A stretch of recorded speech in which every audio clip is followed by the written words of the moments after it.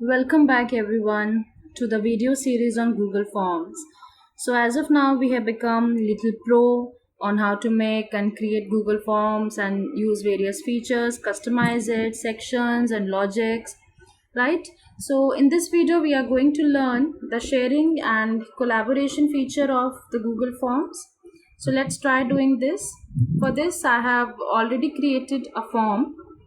Actually, this is the same form which I created in the previous videos. So I'll be using this form to send, to share and to collaborate with other people. So before doing this, in the settings column, I just want to tell you one or two features like in the presentation column, the person who is filling out the form can be given this confirmation message. By default, the Google has this confirmation message that your response has been recorded. But if you want to customize the confirmation message, then you can type it here. Well, I have typed it here. That is, thank you for your interest. We have received your response. You can also customize it as per your need. Similarly, there are other options also like showing a progress bar or shuffle question order, show link to submit another response, right? So this can be done through the Google Forms, like showing a progress bar, how much responses have been received. But if you don't want to show it to anyone, then you can leave it as it is. Then shuffle question order. Well, this option is more useful in the case of quizzes or the assessment where you want to shuffle the order so that the students or the wards do not remember the question order. And the but I would advise you to not to use it when you are doing some sort of survey, as you have already must have made some sections keeping in mind that how the information should be collected, right? Some sort of pattern should be there. So avoid clicking this option if you do not want the questions to be shuffled. And this one is like show link to submit another response. So once the person has submitted the response, the person can be shown the link submit another response. So if you want this, you can click it, otherwise you can unclick it and then save the changes.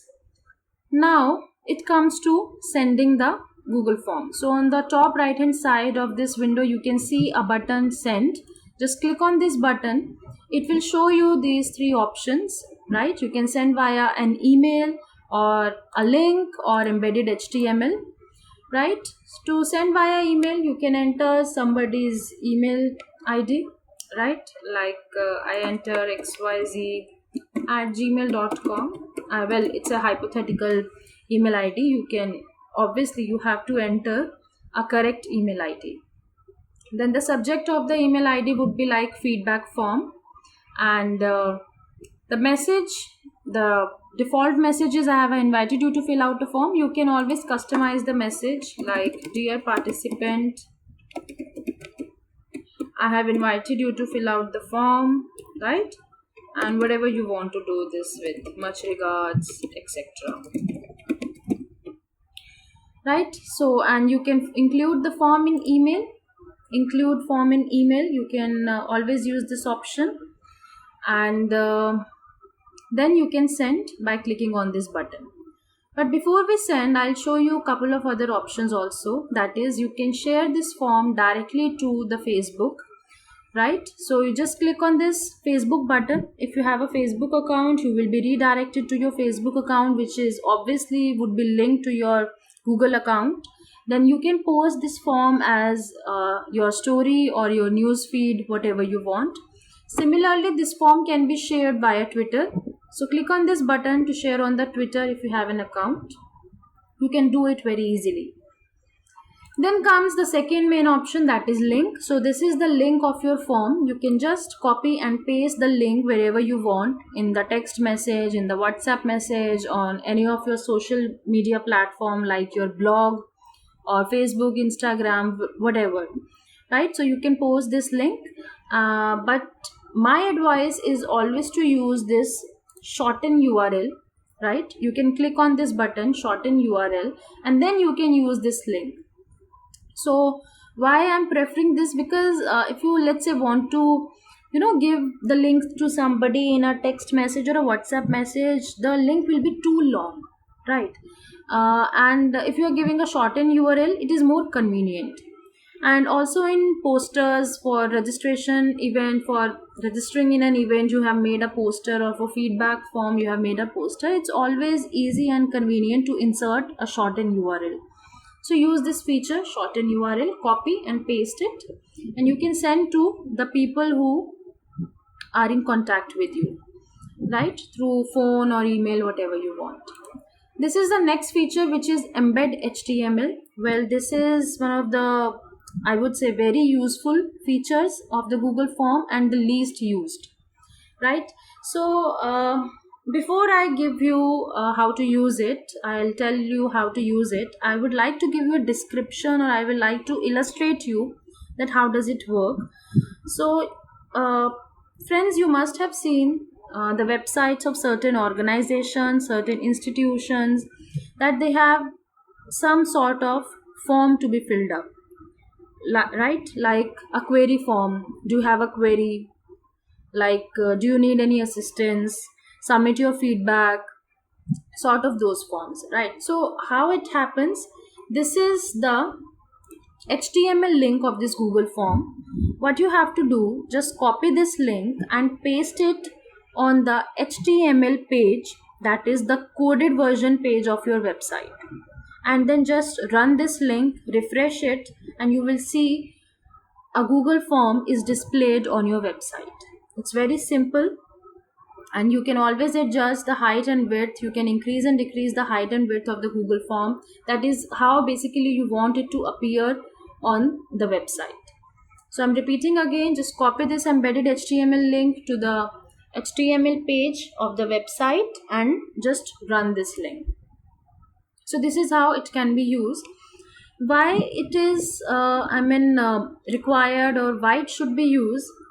Because email you can send to those people to whom you have your email IDs, right? And link also you can send through email or through WhatsApp or text messages, but what you require is, the phone number or contact number.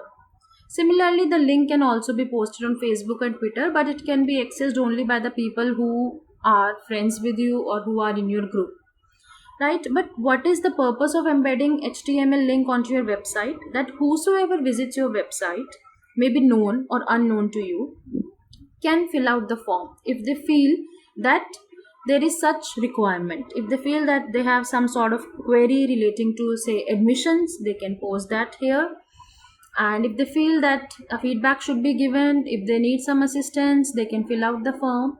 So this embedded HTML link can be used for your website, for maybe for a query form, for an admission form also, right? For a feedback form, sort of that ways. So this feature can be used that way.